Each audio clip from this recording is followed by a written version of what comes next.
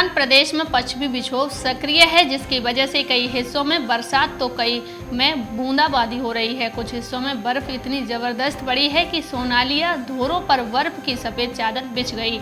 इससे मौसम में ठंडक घुल गई। विभाग का कहना है कि मौसम का मिजाज कल भी ऐसे ही बदल सकता है। ओले गिरने के बाद किसानों के लिए चिंता बढ़ गई है। दरअसल इस समय खेत में चने की फसल है, पकाई के कगार पर है। ऐसे में ओले गिरने से चने खराब होने की आशंका है।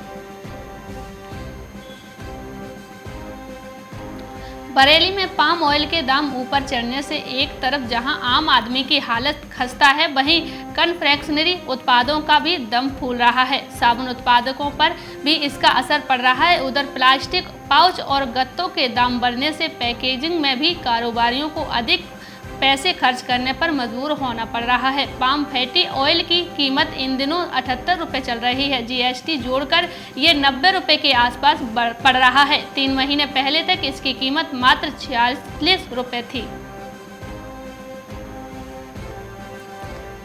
महाराष्ट्र में बड़ी तादाद में चीनी मिलों ने पेराई सत्र में भाग लिया है। चीनी आयुक्तालय द्वारा जारी आंकड़ों के मुताबिक 7 मार्च 2020 तक 187 चीनी मिलों ने पेराई सत्र में हिस्सा लिया। राज्य में 865.62 लाख टन गन्ने का पेराई कर 894.57 लाख क्विंटल चीनी उत्पादन किया गया है। महंगाई की मार से जनता को राहत मिलती नजर नहीं आ रही है। पेट्रोल डीजल के साथ साथ खाद्य तेल की महंगाई भी लोगों को सता रही है। महंगे खाने के तेल दाम ने किचन का जायका बिगाड़ कर रख दिया है। खाने के तेल के दाम पिछले 1 साल में 30 से 60% तक बढ़ चुके हैं। क्रूड ऑयल तेल का भाव रिकॉर्ड ऊंचे लेवल पर है। सोयाबीन सोया तेल की कीमतें नई ऊंचाई पर पहुंच गई हैं।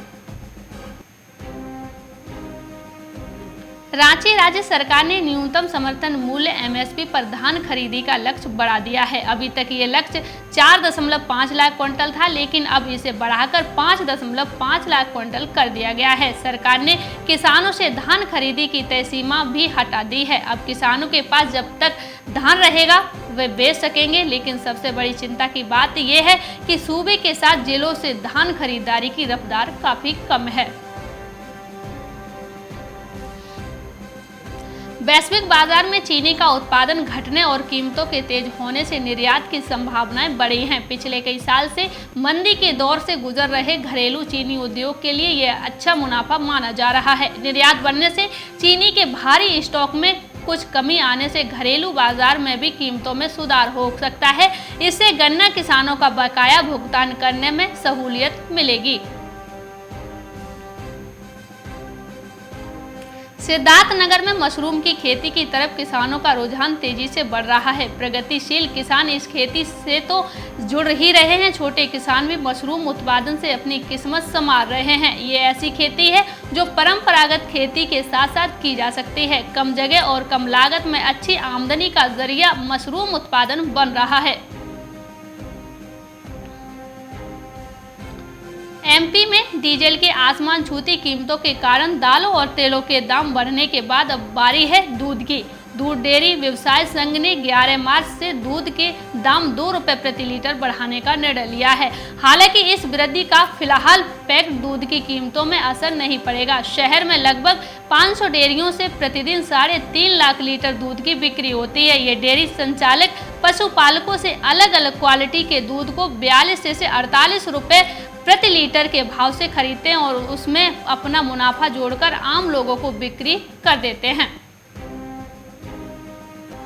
मध्य प्रदेश में इस वर्ष चना, मसूर, बटरी का उत्पादन आधा निकल रहा है, जिससे किसानों को घाटा हो रहा है। उत्पादन कम होने के पीछे किसान तुषार और कीटों का प्रकोप बता रहे हैं। खरीफ फसल खराब होने के बाद किसानों को रबी फसल से ही उम्मीद थी, लेकिन इस बार फसलों के कम उत्पादन ने किसानों की उम्मीद पर पानी फेर दिया है। किसानों ने बताया कि उनकी बटरी की थ्रेसिंग कराई है और 1 एकड़ में करीब 2.5 क्विंटल उपज निकल रही है।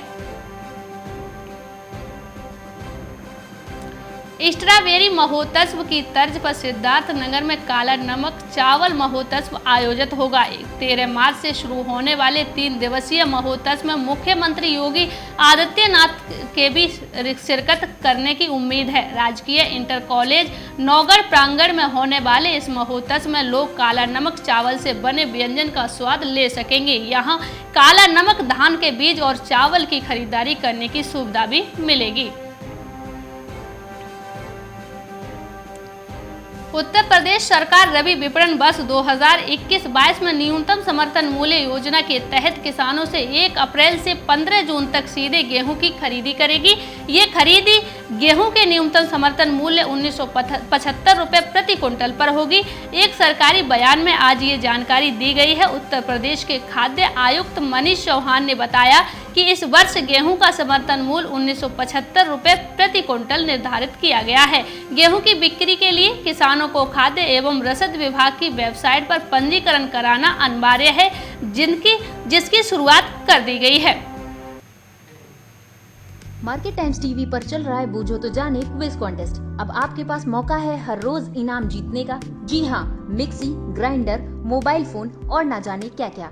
अगर आप मार्केट टाइम्स टीवी के सब्सक्राइबर हैं तो हर रोज आप जीत सकते हैं मार्केट टाइम्स टीवी पर आकर्षक इनाम।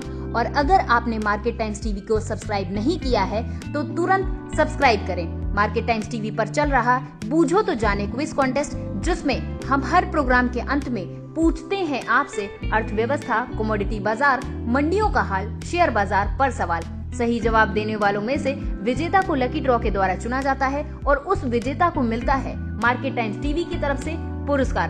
बस आपको सवाल का जवाब देने से पहले मार्केट टाइम्स टीवी को भी सब्सक्राइब करना है। आज का सवाल है, 2020 किसान आंदोलन की शुरुआत कौन सी तिथि में हुई? आपके ऑप्शंस हैं ऑप्शन ए 9 अगस्त, ऑप्शन बी 10 अगस्त, ऑप्शन सी 11 अगस्त, ऑप्शन डी 12 अगस्त।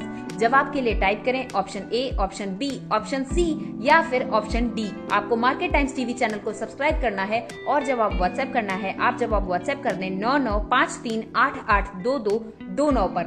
आप में से लकी विजेता जीत सकता है टोस्टर।